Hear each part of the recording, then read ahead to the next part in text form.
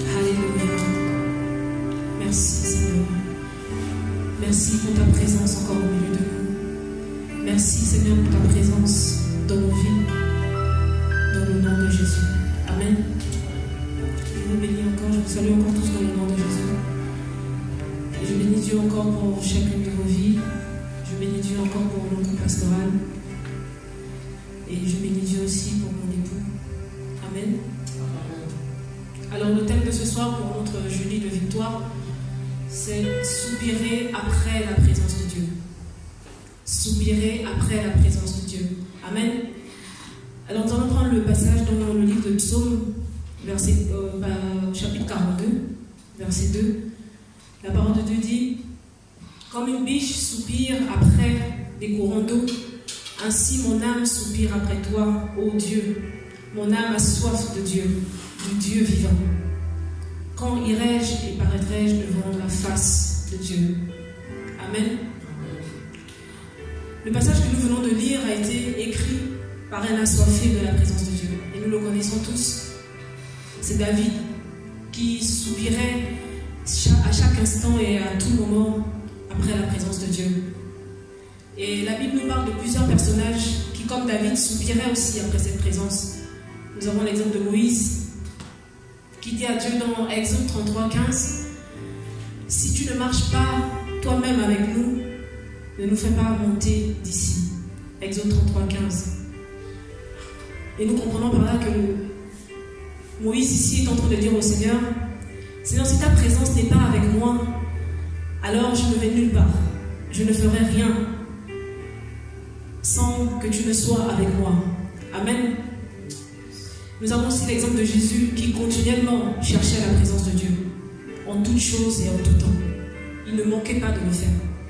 À chaque fois, il cherchait, il soupirait après cette présence-là. Et tout au long de la Bible, nous pouvons voir ces cris-là pour la présence de Dieu exprimés régulièrement par les hommes, les femmes encore dans l'histoire de l'Église. Amen. Mais malheureusement, l'Église d'aujourd'hui, notre soupir tourne vers autre chose que la présence de Dieu. Nous soupirons après autre chose. Nous soupirons après tout sauf la présence de Dieu. Nous nous lançons dans des choses sans pourtant prendre le temps de nous rassurer que Dieu est avec nous ou que Dieu sera avec nous. Ou encore de dire comme Moïse, Seigneur, si tu ne pars pas avec nous, si tu ne pars pas avec moi, je n'y vais pas.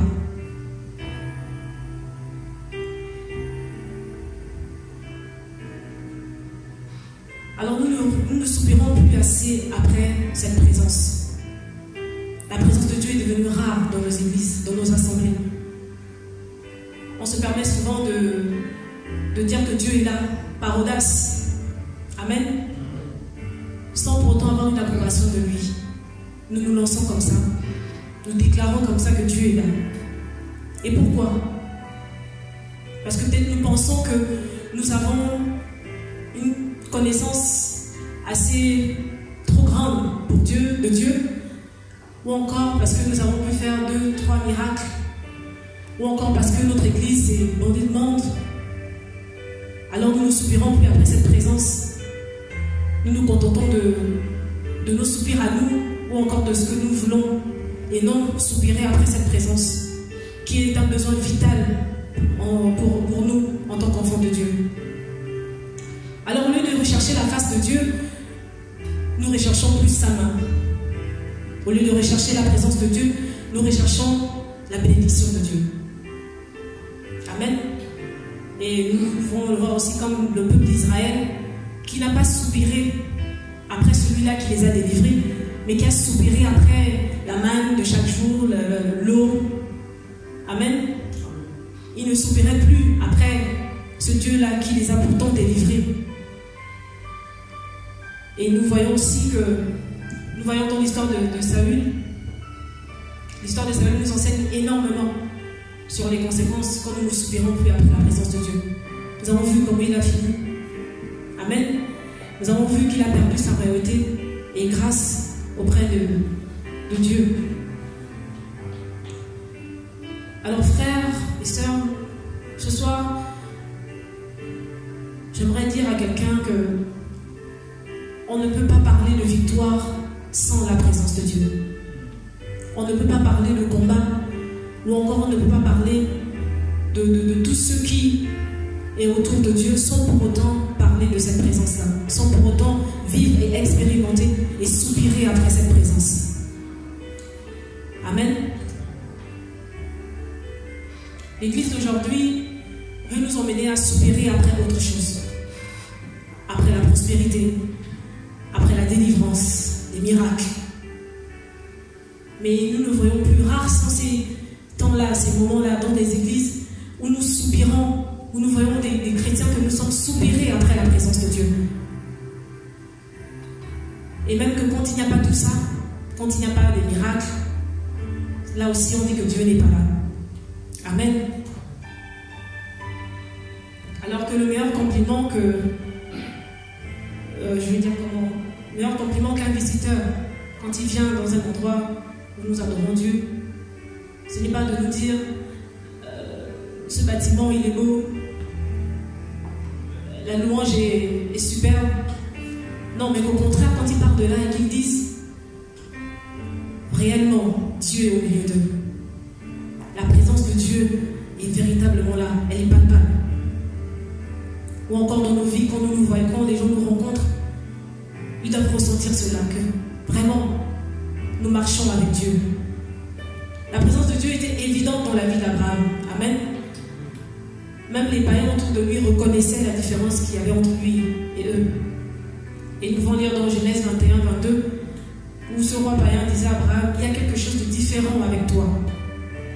Dieu te guide, te préserve et te bénit où que tu ailles.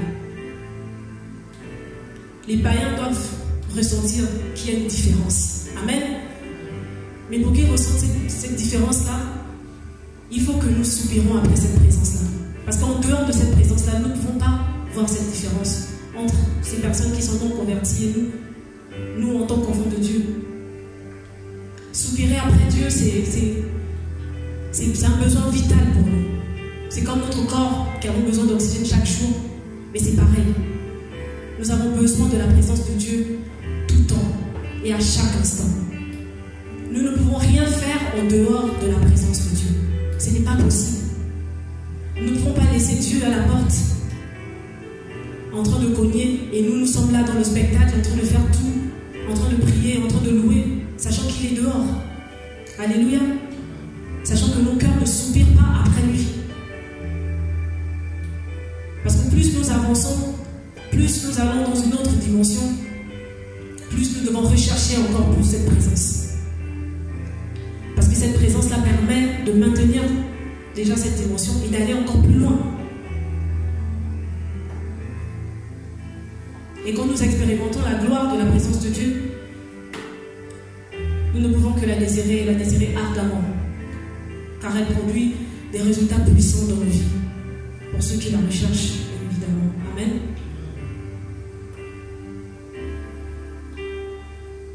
Alors il est important pour nous, en tant qu'enfants de Dieu, de rechercher cette présence-là. De rechercher continuellement cette présence-là, comme Jésus le faisait. Il le cherchait à chaque fois. Il ne faisait rien en dehors de la présence de Dieu. Comme Moïse aussi. Alors nous allons voir ensemble l'impact de la présence de Dieu dans nos vies. Dans notre vie, la présence de Dieu, oui, elle impacte sur notre vie. Elle impacte véritablement notre vie, cette présence puissante. En un, la présence de Dieu nous donne la protection de Dieu. La parole de Dieu dit dans Psaume 27, au verset 5, « Car il me protégera dans son tabernacle au jour du malheur, il me cachera sous l'abri de sa tente, il m'élèvera sur un rocher, et déjà ma tête s'élève au-dessus de mes ennemis qui m'entourent. » Oui, quand nous demeurons et quand nous soupirons après cette présence-là, quand la présence de Dieu est palpable dans notre vie, il nous protège. Sa protection aussi nous accompagne chaque jour. Il nous protège partout où nous allons. En deux, le deuxième impact, c'est que la présence de Dieu brise les chaînes. Soupirer après cette présence-là brise les chaînes. Expérimenter la présence de Dieu brise les chaînes. Amen. Nous prenons l'exemple de Paul et de Silas dans Actes 16, que nous avons lu tout dernièrement dans Actes 16, à partir du verset 25 jusqu'à 34.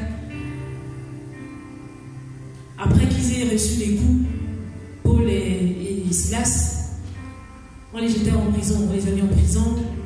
Et vers le milieu de la nuit, Paul et Silas priaient et chantaient des louanges.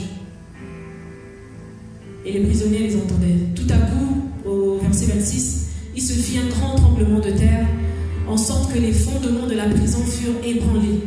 Au même instant, toutes les portes s'ouvrirent et les liens de tous les prisonniers furent rompus. Amen. La présence de Dieu brise les chaînes. Nous voyons que les liens ont été rompus. Pendant qu'il louait, pendant qu'il priait, pendant qu'il soupirait après la présence de Dieu. La prison fut ébranlée. Est-ce que cette présence-là n'est pas extraordinaire? Est-ce qu'elle n'est pas puissante? Parce que la parole de Dieu n'est pas un mythe, ce n'est pas une histoire racontée, c'est quelque chose de vécu. Et c'est quelque chose que nous expérimentons encore aujourd'hui. Et c'est quelque chose que tu peux encore expérimenter aujourd'hui. Des liens qui sont encore attachés à toi peuvent être rompus si tu t'exposes à la présence de Dieu. Si tu expérimentes la présence de Dieu, si tu soupires après cette présence-là. Tu n'as pas besoin, comme le pasteur nous dit souvent ici, souvent des grandes prières ou encore des grandes cérémonies, je ne sais pas, ou encore des temps de délivrance. Il suffit que tu t'exposes à cette présence-là. Il suffit que tu expérimentes, que tu soupires après la présence de Dieu.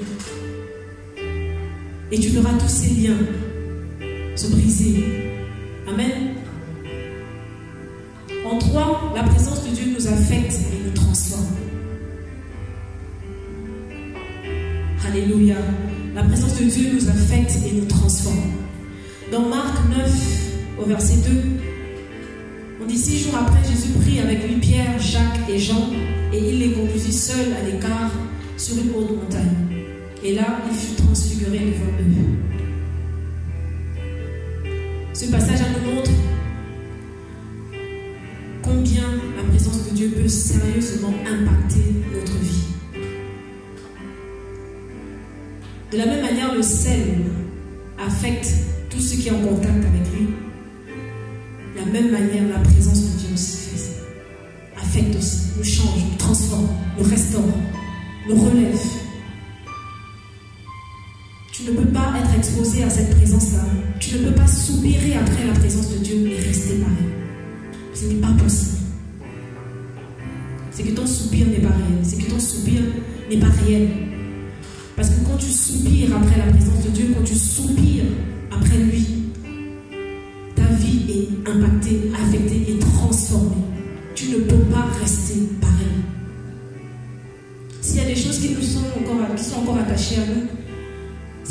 nous éloignons de cette présence-là.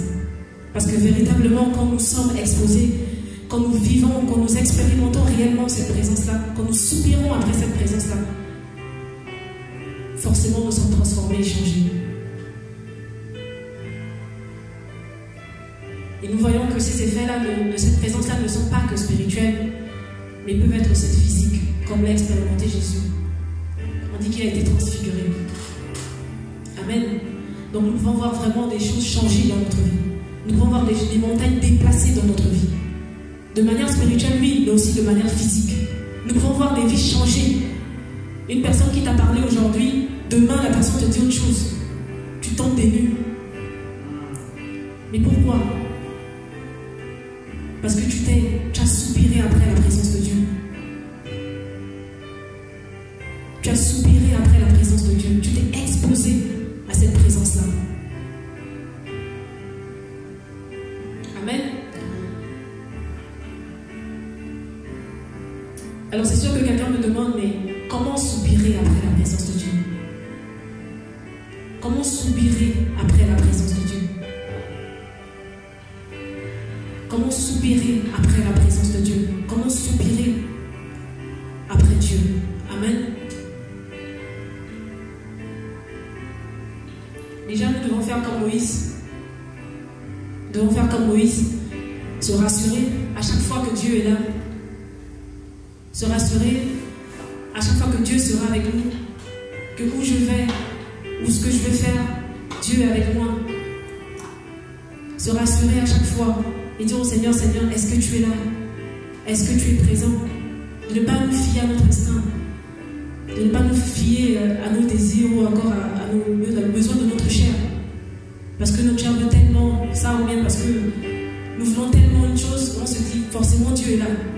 Et c'est pas parce que cette chose aussi est bonne que Dieu est là aussi. Amen. Voilà pourquoi il faut toujours se rassurer. C'est pas parce que ton ministère grandit que Dieu est là. Que sa présence est toujours évidente au milieu de toi, au milieu de l'assemblée. C'est pour dire que cette présence-là, continuellement, nous devons la chercher. Nous ne devons pas nous fier à ce que nos regards physiques voient. Et pour voir le spirituel, il faut forcément soupirer après la présence de Dieu. Il faut forcément expérimenter la présence de Dieu. Pour pouvoir voir aussi tout ce qui est le spirituel. Et de voir que dans ce ministère qui grandit, Dieu est présent. La présence de Dieu est évidente.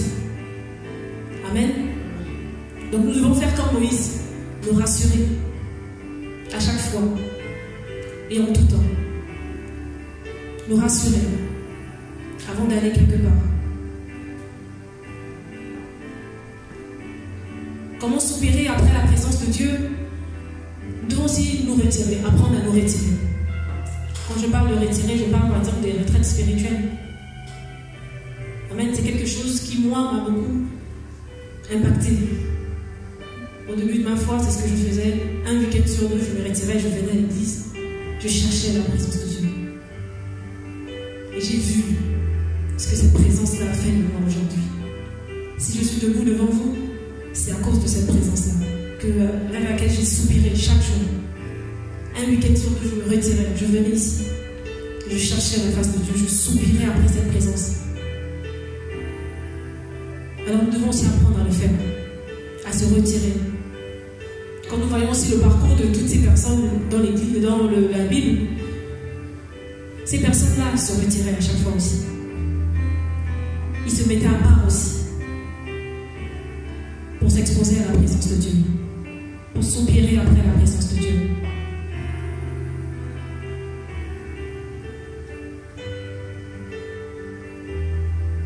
Nous devons aussi adorer. Comment soupirer après la présence de Dieu? En adorant, en louant Dieu. Nous ne devons pas adorer un autre Dieu, mais le Dieu vivant. Nous ne devons pas adorer autre chose ou adorer les choses de ce monde, mais adorer Dieu. Nos vies doivent totalement être en adoration vers Dieu. Comment soupirer après la présence de Dieu? Sans le louant chaque jour.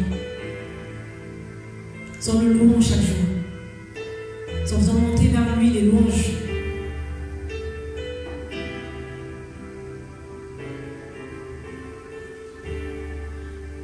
Comment soupirer aussi après la présence de Dieu? C'est prier, se lever tôt le matin comme Jésus faisait. Jésus, à chaque fois qu'il se levait, tôt le matin, il se retirait, il allait prier. Il s'exposait chaque matin à la présence de Dieu pour avoir des orientations.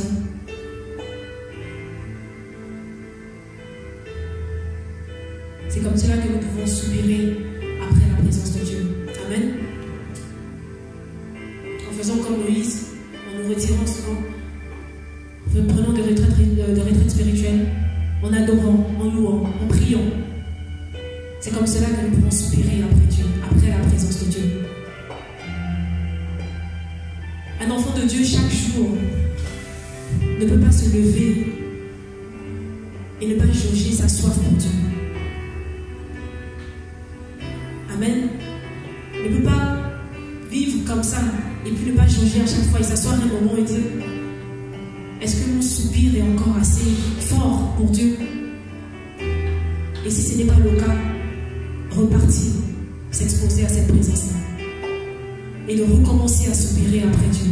Et de recommencer à soupirer après cette présence. Tout au long de notre marche, nous ne pouvons pas, à un moment donné, nous devons nous arrêter. Et juger cette soif que nous avons pour Dieu. Cette soif que nous avons pour la présence de Dieu. Nous ne pouvons pas avoir fait 1001 choses. Et puis arriver devant et se dire que Dieu n'était pas là. Quel carnage! Et d'arriver et se dire que Dieu te dit après: non, tout ce que tu as fait là, j'étais pas avec toi. J'étais pas là. Alors chaque jour, nous devons nous rassurer de cela. Notre soif pour Dieu doit grandir. Surtout dans ces temps difficiles par lesquels nous passons, de par cette pandémie, nous devons rechercher la présence. Nous devons soupirer après la présence de Dieu. Nous devons nous exposer à cette présence-là.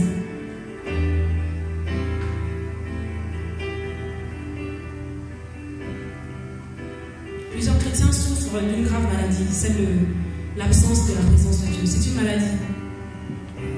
Amen, si je peux me dire ainsi, c'est une maladie. L'absence de la présence de Dieu, c'est une maladie. Et il faut vite se faire soigner. Il n'y a rien de nouveau sous le soleil, comme la parole de Dieu nous dit.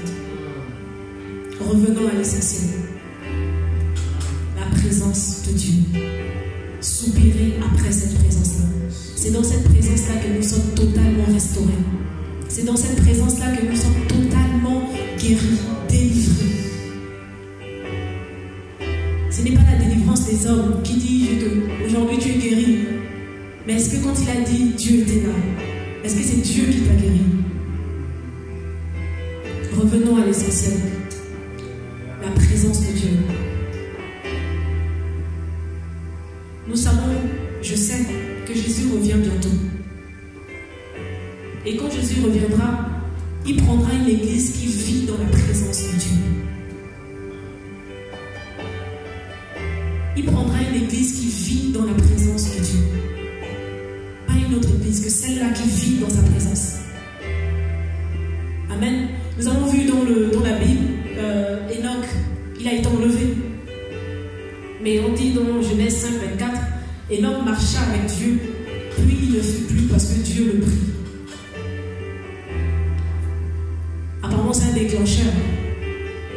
La présence de Dieu, c'est un déclencheur pour l'enlèvement. Il ne peut pas venir te chercher si tu ne vis pas avec lui, si tu n'es pas dans sa présence. C'est pas possible.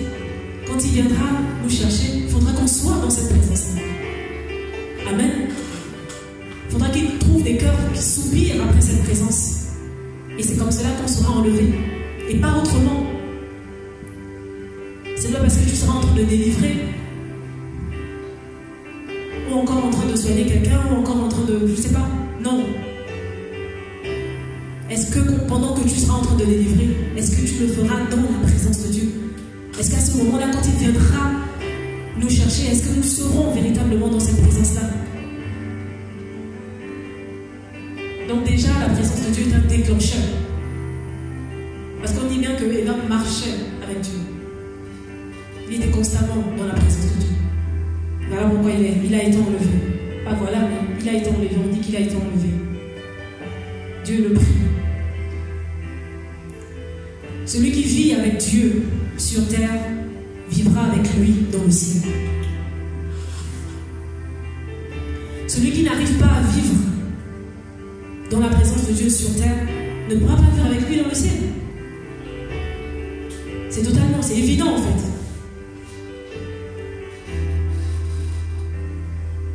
Donc c'est crucial pour nous. Parce que notre attitude à l'égard de la présence de Dieu détermine notre éternité avec Dieu. Alléluia.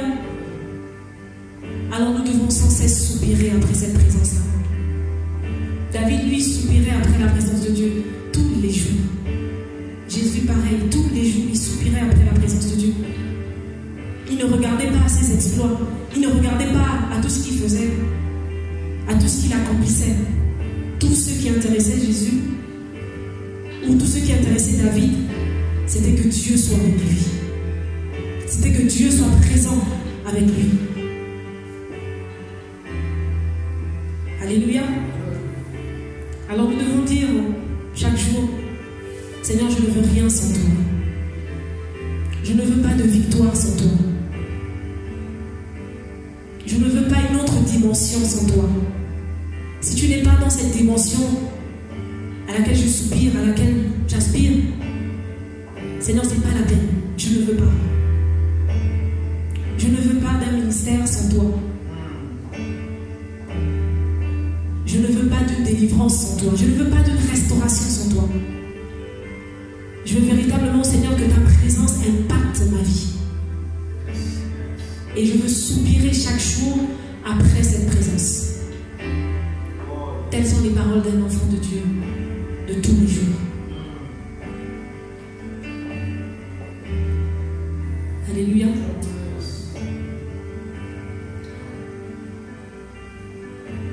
Est-ce que nous pouvons prier? Amen.